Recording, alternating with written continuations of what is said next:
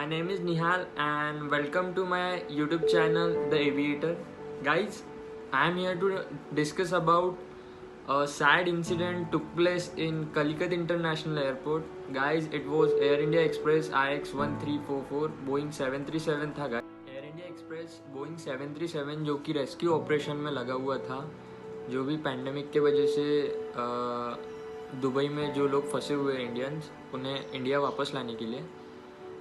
Guys, social media news पे हालांकि proper investigation director general of civil aviation चल रही है, पर सब अपने ओपिनियन शेयर कर रहे, तो I thought I would also make an video and I can share my opinions.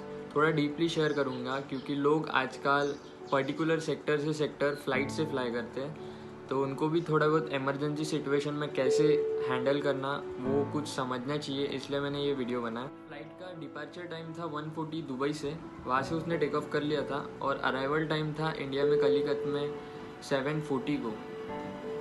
Actually हुआ गाइस, बहुत कुछ क्वेश्चंस है दिमाग में कि इतने पायलट के एक्सपीरियंस होने के बाद भी एटीसी ने एडवाइस नहीं दिया वेदर के कारण कि तुम डाइवर्ट करो फ्लाइट अगले एयरपोर्ट पे।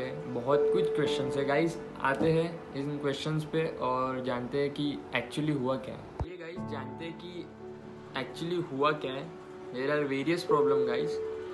तो एक्चुअली हो सकता है गाइस कि ओवरशूट लैंडिंग हो सकता है कि वेदर इश्यूज़ के कारण विजिबिलिटी ना हो, पायलट को दिख नहीं रहा हो कि इतनी बारिश चल रही थी कलिकत में उस दिन कि बहुत हो सकता है टेक्निकल इश्यूज़ हो। और गाइस अभी बोल रहे हैं कि टेबल टॉप रनवे था, टेबल टॉप रनवे, हाँ टेबल टॉप रनवे था, पर रनवे काफ़ी बड़ा था गाइस। लोग बोल रहे हैं कि टेबल टॉप रनवे छोटे से रहते हैं, नहीं काफ़ी बड़ा था रनवे गाइस।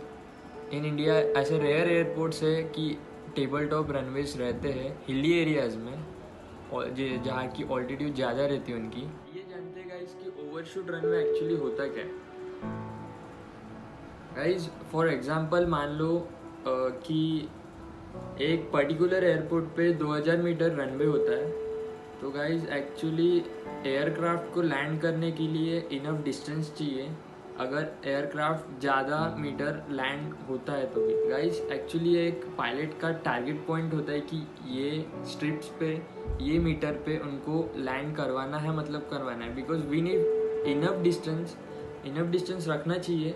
तो एक्चुअली गाइस ये भी हो सकता है कि अगर तुम्हारा 2000 मीटर रनवे है तो 300 मीटर में आपको 500 मीटर तक तो भी लैंड करवाना चाहिए, क्योंकि आपको आगे चल के इनफ स्पेस होना चाहिए। तो एक्चुअली गाइस मैं बता दूं कि लैंडिंग की मैक्सिमम स्पीड 160 नॉटिकल्स में 150 से लेके 165 तक बहुत है लैंडिंग स्पीड। गाइज मैं बता रहा हूँ कि I don't talk about Boeing बड़े बड़े एयरक्राफ्ट्स की, because it's depend upon its performance. Guys के एयरक्राफ्ट का परफॉर्मेंस कैसे रहता डिपेंड करता है कि वो हाईली लोडेड है, वेट है, जितना लोड रहता है उतना फ्यूल भी खाता है एयरक्राफ्ट। तो I am talking about this crash air India express Boeing 737 का। तो गाइस पर उसकी ऑल्टीट्यूड एकदम बराबर थी फ्लाइट की, पर थोड़ा लाइनिंग स्पीड 175 थी उसकी, तो बोल सकते हैं कि पायलट ने भी कुछ गलती की होंगी। एयरक्राफ्ट 500 मीटर में लैंड करता है तो उसे आगे जाके स्पेस नहीं होती है गाइस। आते हैं बात करते हैं कि एक्चुअली वेदर क्या था। गाइस बहुत कलिकत में उस दिन बहुत बारिश चल रही थी। ये भी है कि एटीसी ने क्यों एडवाइस नहीं दिया पायलट को कि आप दूसरे एयरपोर्ट पे लैंड करवा दिए जाए, क्योंकि पास में कोची इंटरनेशनल एयरपोर्ट था जो कि बहुत पास था और पायलट भी काफ़ी एक्सपीरियंस था, तो एटीसी ने भी एडवाइस देनी थी गाइस। आते हैं वेदर के लिए गाइस बारिश इतनी चल रही थी कि विजिबिलिटी नहीं थी, मतलब पायलट्स को दिख नहीं रहा था। एक्चुअली दे वेर 6 स्क्रीन, जो भी navigation and all weather report देती है वहाँ से वो लोग गेस कर रहे थे, प्रेडिक्ट कर रहे थे कि एक्चुअली सामने रनवे में पानी हो सकता कि फ्लाइट स्किड होने के कारण टोटली रोटेट किए उसके नोज गियर और मेन गियर, तो इसलिए वो क्रैश हुआ होगा। बहुत कुछ क्वेश्चन है गाइस। तीसरा है गाइस टेक्निकल इश्यूज़ के कारण कि नोज गियर और मेन गियर जो कि ओपन नहीं हो गए होंगे, इसलिए हो सकता है कि उसके वजह से भी उसने फर्स्ट अप्रोच में लैंड नहीं करवाया गाइज।